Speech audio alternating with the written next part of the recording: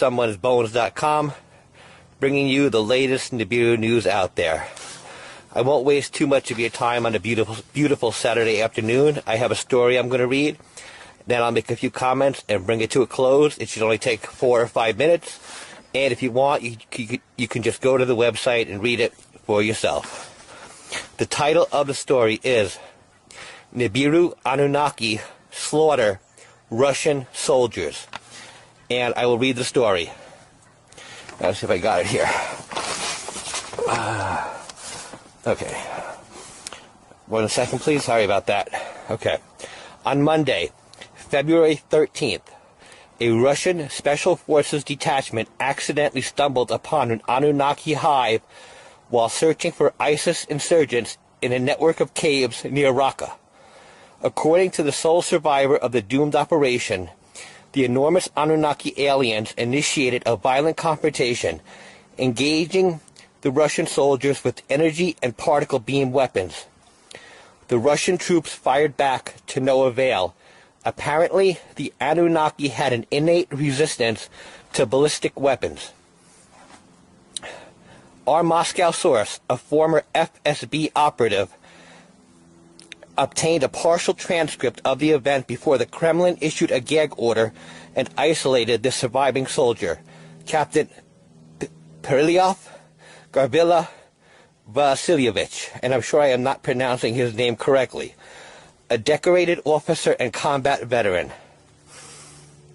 Vasilyevich's unit, the report indicates, had been operating behind enemy lines on a 4-day-long search and destroy mission. They were tasked with locating a band of ISIS freedom fighters believed to be hiding in an expansive network of caves in northeast Syria. After an exhaustive day of maneuvering through twisting tunnels and stalactite-filled caverns, the Russian unit found its prey. A ragtag group of ISIS spies had been holing up in a cavern 100 feet beneath the surface. The Special Forces soldiers slaughtered their enemy, leaving no survivors. That's when things began getting weird for them, our source said. After dispatching the ISIS soldiers, the Russian team heard strange noises echoing off the cavern walls. A distinct series of beeps and chirps emanating from a tunnel leading deeper underground. Assuming the sounds to be a primitive form of Morse code, the report continues, Captain Vasilyevich believed that another group of ISIS soldiers might have been lurking at the opposite end of the tunnel. He had ordered his men to assume an offensive posture and begun descending into the depths of the earth. The tunnel, Captain Vasilyevich reported, emptied into a colossal cavern with a 100-meter-high ceiling. Upon entering the cave, they were greeted not by ISIS insurgents, but by a faction of heavily armed humanoid aliens who did not take kindly to the intrusion.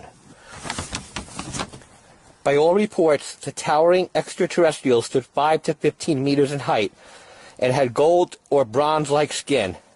Without hesitation, they opened fire on the Russian soldiers. 4 of the Russians died immediately, our source told us. The alien weapons produced a golden beam of light that vaporized anything it touched, including, of course, human flesh. The soldiers fought valiantly, but were no match for the Anunnaki's advanced technology. The soldiers' bullets just bounced off their exoskeleton. After the 8th fatality, our source said, Captain Vasilyevich ordered a tactical retreat, but the Anunnaki outmaneuvered them and overwhelmed them in a running firefight to the surface. They massacred all of Captain Vasilyevich's men. Vasilyevich, the report concludes, barely escaped with his life. For reasons unknown, the Anunnaki raiding party chose not to pursue him beyond the entrance to the caves. Even more interesting, this might not be an isolated incident. Astrobiologist and Sumerian scholar Hermann Schwarzbaum claims that worldwide governments have concealed numerous confrontations with Anunnaki raiding parties. The extraterrestrials, he said, originate from the 4th planet of the Nibiru system and routinely probe Earth's defenses in advance of Nibiru's arrival. And that concludes the story.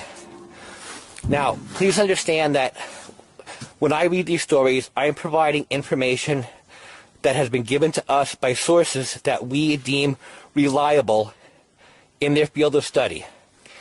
I am not expressing my own personal views. For example, I do not know if Nibiru is inhabited or not by a race.